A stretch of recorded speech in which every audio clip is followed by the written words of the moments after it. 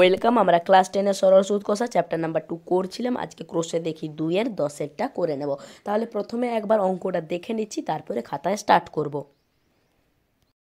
10 নম্বরের অঙ্কটা এইটা হচ্ছে 10 নম্বরের অঙ্কটা, যদি 292 টাকার একদিনের সুদ 5 পয়সা হয় তাহলে বার্ষিক শতকরা সরল সুদের হার নির্ণয় করো। তাহলে এখানে বিষয়গুলো তিনটাই দেওয়া আছে এবং একটা বার করতে হবে, সেটা খুবই ইজি।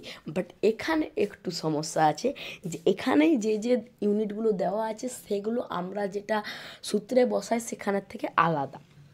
তাহলে কি করতে হবে, আমাকে ওইখানে নিয়ে যেতে হবে, ওই ইউনিটে নিয়ে যেতে হবে, ওই এককে নিয়ে যেতে হবে, তারপর সূত্রে বসাতে হবে। প্রথমে দেওয়া আছে টাকা 292 টাকা, তাহলে পিটা একদম গোটাগোটি দেওয়া আছে, মূলধন দেওয়া আছে 292 টাকা। ঠিক আছে, এক দিনের সুদ।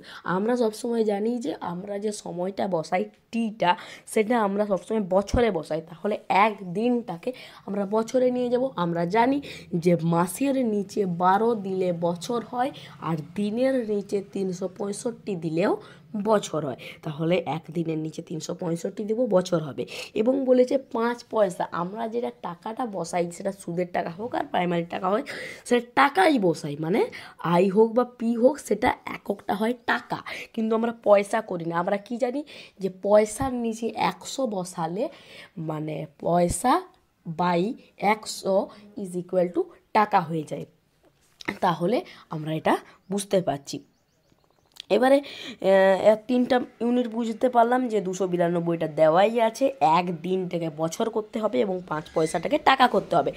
আর বার্ষিক সরল সুদের হার কত হবে, মানে আর এর মান। তো এতগুলো আমরা বার করার পরে আমরা সিম্পলি সব বসাবো এবং আরটাকে আমরা মনে করে নিয়ে মান বসিয়ে দেব, বললেই শর্তানুসারে বসালে অঙ্ক হয়ে যাবে। তাহলে স্টার্ট করছি। আমরা করছি 10 নম্বরেরটা। প্রথমে আমরা ধরে নিই বার্ষিক সরল সুদের হার। মনে করি বার্ষিক সরল সুদের হার সমান কত না R%। হয়েছে, ধরে নিয়েছি। এরপরে আমাদের একটা একটা করে মানগুলো আমরা কনভার্ট করে করে যাচ্ছি। ঠিক আছে, তাহলে মূলধন কত হচ্ছে, মূলধন সমান হয়ে যাচ্ছে আমাদের 292 টাকা।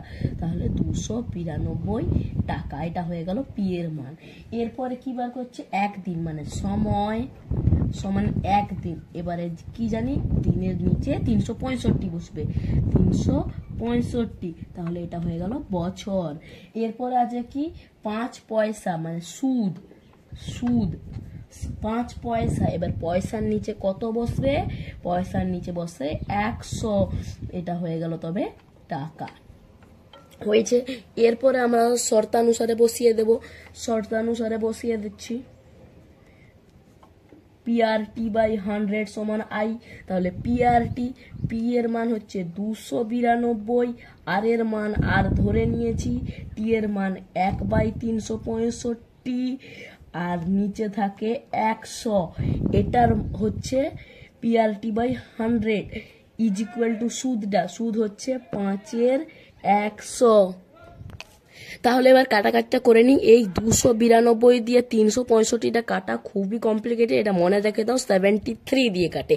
এবার 73 দিয়ে যদি গুণ করে দেখো, এটা হবে 4 আর এটা হবে 5। ঠিক আছে, এবারে আর এর মানটা শুধু বার করি। তাহলে বা দিয়ে আর ইজ ইকুয়াল টু, আর এটাকে রাখবো আর বাকিগুলোকে ওইদিকে নিয়ে যাবো। ওদিকে 5/100 আগে থেকে আছে, এগুলো উল্টে যাবে ওদিকে গেলে। তাহলে 100 গেল উপরে আর 100 গেল উপরে আর 5 গেল উপরে, আর নিচে এসেছে 4, নিচে 4 এলো, 100 কেটে গেল।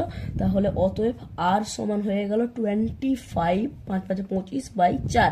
এবারে 4 দিয়ে এটাকে করি, তাহলে আর সমান 4 6 24, ভাগ করলাম 4 6 24, 1 বেঁচে আছে 1/4, মানে 6 পূর্ণ 1/4। তাহলে অতএব দিয়ে লিখতে পারি বার্ষিক সরল সুদের হার, সরল সুদের হার, হার সমান কত হচ্ছে, হার সমান 6 পূর্ণ 1/4%। এটা তো এই কাটাকাটিটা মেন ইম্পর্টেন্ট, যে 73 দিয়ে যাবে, 73 4-এ 292, আর 73 5-এ 365, আর বাকি তো চেঞ্জ করতে জানি। 100 উপরে গেল, 5 নিচে ছিল, এটা উপরে গেল, আর 4 উপরে ছিল, এটা নিচে এলো, দিয়ে কাটাকাটি 100 কেটে গেল, 5 5-এ 25/4, ঠিক আছে।